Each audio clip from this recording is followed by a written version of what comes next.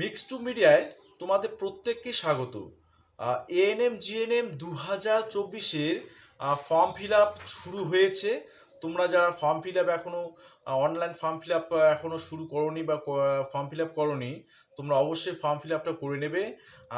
আজকের এই ভিডিওতে আমি তোমাদের বলবো যে এই আগামী 3 মাসে তোমাদের পড়াশোনার স্ট্র্যাটেজি কী হবে, তোমাদের কিভাবে পড়তে হবে, কোন কোন বই পড়তে হবে, মক টেস্ট কেমন করে দেবে, ইত্যাদি বিষয়গুলো তোমাদের নিয়ে আজকে আলোচনা করছি।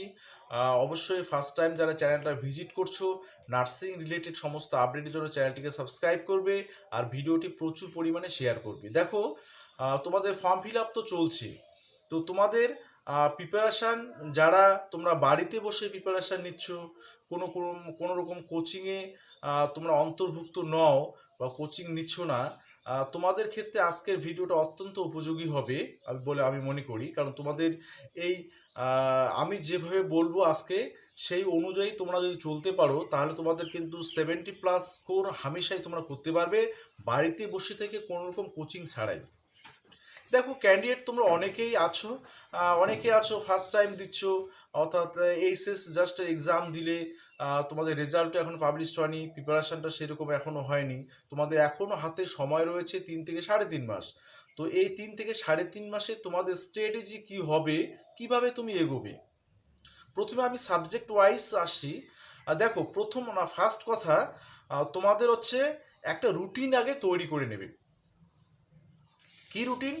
তোমাদের যে সকালবেলা যদি তোমরা 6টা বা 7টাতে ঘুম থেকে উঠো, সেখানে তোমার 10টা অবধি তোমরা পড়লে, তারপরে তোমরা সেই খাওয়া দাওয়ার পর্ব হোক বা স্নানের পর্ব হোক, সেগুলো করার পরে দুপুরবেলাটা তোমরা একটা সময় রাখবে।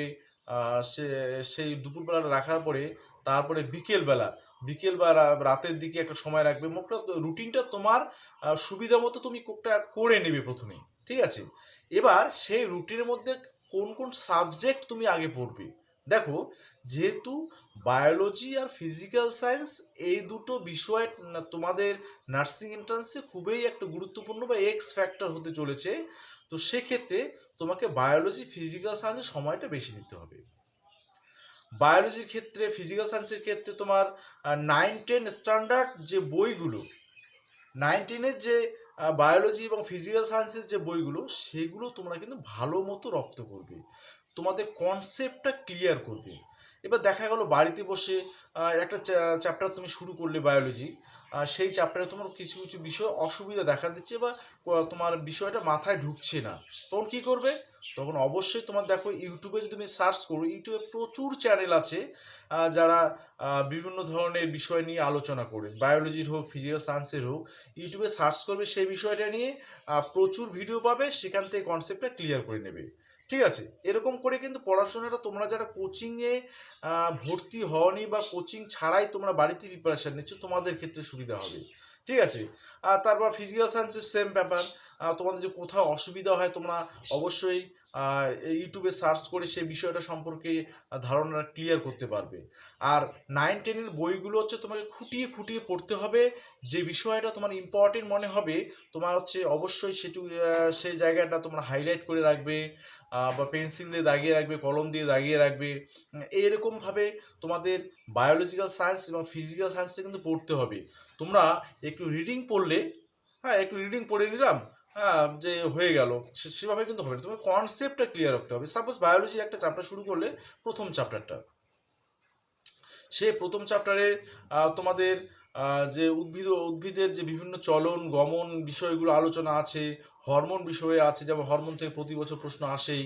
তো কোন হরমোন কি কাজ করে বা উৎপত্তি কোথা থেকে হয় আমাদের শরীরের, প্রাণী হরমোনগুলো, উদ্ভিদ হরমোনের ক্ষেত্রে উদ্ভিদের কোন কোন হরমোন কোথা থেকে উৎপত্তি লাভ করে, তাদের কি কাজ, এই বিষয়গুলো কিন্তু ভালো করে তোমাদের মাথায় রাখতে হবে। বা কোনটা গ্যাসীয় হরমোন, কোনটা প্রাকৃতিক হরমোন, কৃত্রিম হরমোনই বা কোনটা, এই যে বিষয়গুলো, কনসেপ্টগুলো, এগুলো তোমাদের কিন্তু একদম ভালোভাবে মনে রাখতে হবে। বা তোমরা দরকার পড়ে একটা খাতা নেবে, বায়োলজির জন্য একটা খাতা করবে, ফিজিক্যাল সায়েন্সের জন্য একটা খাতা করবে, ম্যাথের জন্য খাতা করবে, যে ইংরেজির জন্য খাতা করবে, জিকে জিআই আলাদা করে, তোমাদের আলাদা করে বই আছে, বাজারে অনেক বই পাওয়া যায়, সেই বইগুলো দেখবে। তো সেই খাতার মধ্যে তোমরা যে পয়েন্টগুলো তোমাদের ইম্পর্টেন্ট মনে হবে সেগুলো হাইলাইট করে বা সেই খাতার মধ্যে লিখিয়ে রাখবে, যে অমুক হরমোন এই কাজ করে, এই কাজ করে, বা সেম একই কাজ করে আর একটা হরমোন, সেটাও লিখে রাখলে এইভাবে তোমরা নোট করে রাখতে পারো। কারণ প্রিপারেশান কিন্তু এভাবেই নিতে হয়, ঠিক আছে? কারণ 70+ স্কোর তোমাকে করতেই হবে, তুমি যে কোনো ক্যাটাগরির হও না কেন। কারণ তুমি যদি বিশেষ করে এএনএম এ চান্স পেতে চাও, তাহলে তোমাকে স্কোরটা ভালো করতেই হবে। জিএম এর ক্ষেত্রেও তোমাদের একটা ভালো স্কোর করতে হবে। তো স্ট্র্যাটেজি তোমাদের সেইভাবেই হওয়া উচিত, ঠিক আছে? আচ্ছা, এবার হচ্ছে ম্যাথের ক্ষেত্রে আসি। তো বায়োলজি আর ফিজিক্যাল সায়েন্স তোমরা সেইভাবেই করবে, হ্যাঁ, একটা নোট নোট তৈরি করবে সেইভাবেই। আর বাজারে কিছু বই পাওয়া যায়, সেগুলো কিন্তু তোমাদের একটু দেখতে হবে, সে বিষয়টা আমি পড়ে আসছি। আচ্ছা, এবার ম্যাথের ক্ষেত্রে তোমরা প্র্যাকটিসটা করবে। 9-10-এর যে ম্যাথগুলো, বিশেষ করে 10-এর ম্যাথ বইটা, তোমাদের বীজগণিত, পাটিগণিত, তারপরে তোমাদের যে পরিমিতি, এই বিষয়গুলো তোমাদের কিন্তু ভালো মতো প্র্যাকটিস করতে হবে এবং প্র্যাকটিসের মধ্যে রাখতে হবে। সাথে সাথে তোমাদের কিছু বাজারের বই, যেমন সাতরা পাবলিকেশান, তপতী পাবলিকেশান, এই বইগুলো ভালো। তো এই বইগুলো কিনে এনে সেখান থেকেও ম্যাথ প্র্যাকটিস করতে পারো, তো বায়োলজি প্র্যাকটিস করতে পারো, তোমাদের ফিজিক্যাল সায়েন্স, ইংরেজি, আদার্স যে তোমাদের সাবজেক্টগুলো নার্সিং এন্ট্রান্সে আছে, সেগুলো তোমার সেখান থেকে প্র্যাকটিস করতে পারো, ঠিক আছে? তো এই যে প্র্যাকটিসের ধরনটা তোমাদের এরকমই হবে, প্রত্যেকটা বিষয়ে তোমরা খুঁটিয়ে খুঁটিয়ে পড়বে।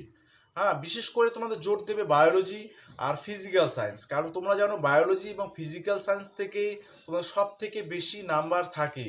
কারণ নার্সিং এন্ট্রান্সে 70+ তোমাদের স্কোর করতে গেলে তোমাকে বায়োলজি আর ফিজিক্যাল সায়েন্সে বেশি মার্কস তুলতেই হবে, ঠিক আছে? বায়োলজি 50-এর মধ্যে ক্যাটাগরি 1, ক্যাটাগরি 2, যেমন ক্যাটাগরি 1-এর কোশ্চেনগুলো মোটামুটি একটা লেভেলে থাকে। আর ক্যাটাগরি 2 যে কোশ্চেনগুলো, ক্যাটাগরি 2 এর কোশ্চেনগুলো একটু কিন্তু হার্ড টাইপের হয়। হার্ড বলতে তোমাকে একটু ঘুরিয়ে পেঁচিয়ে দেবে। তো সেক্ষেত্রে তোমার যদি কনসেপ্ট ওই বিষয়ে ক্লিয়ার না থাকে, তাহলে কিন্তু তুমি সেই ক্যাটাগরি 2 এর আনসারগুলো কিন্তু ক্লিয়ারলি করতে পারবে না। কারণ তোমার একটা কোশ্চেনের 2টো বা 3টে অপশন কারেক্ট হতে পারে। তোমার কনসেপ্ট যদি ঠিক না থাকে, তাহলে তুমি কিন্তু সেখানে ক্যাটাগরি 2তে ভুল করবেই। তো সেক্ষেত্রে তোমাদের কনসেপ্টটা ক্লিয়ার করতেই হবে। যারা বাড়িতে শুধুমাত্র বাড়িতে বসে তোমাদের প্রিপারেশানটা নিচ্ছ, তোমাদের ক্ষেত্রেই কিন্তু বলছি আমি, তোমরা দেখো 9-10-এর বইগুলো কালেক্ট করো। সেগুলো যাদের মোটামুটি পড়া হয়ে গেছে, আবার মোটামুটি রিভাইজ দিতে হবে। সেই সঙ্গে বাজারের যে বইগুলোর কথা বললাম, তপতী পাবলিকেশানে হোক, সাতরা পাবলিকেশানে হোক, আবার অন্য অন্য বই দেখবে যে বইগুলো তোমাদের ভালো লাগবে, সেই বইগুলো কিনে এনে সেগুলোর সঙ্গে তোমাদের 9-10-এর বইগুলো মিক্সড করে তোমরা সেই প্র্যাকটিসটা করবে, ঠিক আছে? আর মক টেস্ট প্রচুর দিতে হবে। মক টেস্ট কীভাবে দেবে? একটা চ্যাপ্টার শেষ হলো, সেই চ্যাপ্টার ধরে ধরে তোমরা কিন্তু মক টেস্টটা দেবে। মক টেস্ট দিলে কি হয়, যে তোমরা সেই চ্যাপ্টারটা তোমাদের কতটা ক্লিয়ার হলো, তুমি নিজে থেকে সেটা বুঝতে পারবে। মক টেস্ট তোমরাই দেখা যাবে প্রত্যেকটা, দেখো ওএমআর শিটের যে মোটামুটি একটা স্যাম্পেল কপিগুলো প্রত্যেকটা ওই তোমাদের বাজারে যে বইগুলো পাওয়া যায় শেষের দিকে থাকে, সেটা জেরক্স করে নেবে। জেরক্স করে সেখানে মক টেস্টগুলো, সেই পেজগুলোতে মক টেস্টগুলো দিতে পারো। তাহলে তোমার সময়টাও মেনটেন হয়ে যাচ্ছে, তো মক টেস্টও দেওয়া হয়ে যাচ্ছে। খাতা তোমরা নিজেই দেখবে, নিজেই তোমরা দেখবে মক টেস্ট দেওয়ার পরে কোনটা ঠিক হলো, কোনটা উত্তরগুলো মিলিয়ে নেবে। তো এইভাবে তোমাদের কিন্তু প্রস্তুতিটা নিতে হবে তোমাদের নার্সিং এন্ট্রান্সের জন্য, ঠিক আছে?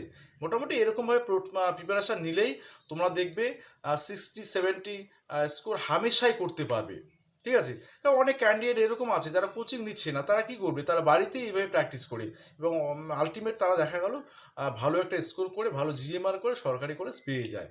প্রত্যেক বছর এরকম হয়। তো তোমাদের এরকম করবে, তাহলে একদম হতাশ হবে না যে আমি কোচিং নিচ্ছি না, আমি পারবো কি না।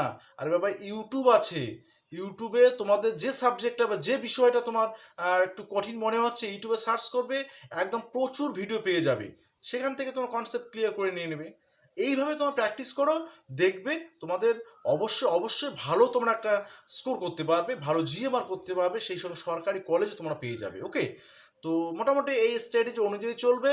তো এই পর্যন্ত আজকের ভিডিও। তোমাদের কোনো কোয়ারিজ থাকলে অবশ্যই অবশ্যই করে তোমরা কিন্তু কমেন্ট বক্সে কমেন্ট করে জানাবে। ঠিক আছে, সকলে ভালো থাকবে, সুস্থ থাকবে।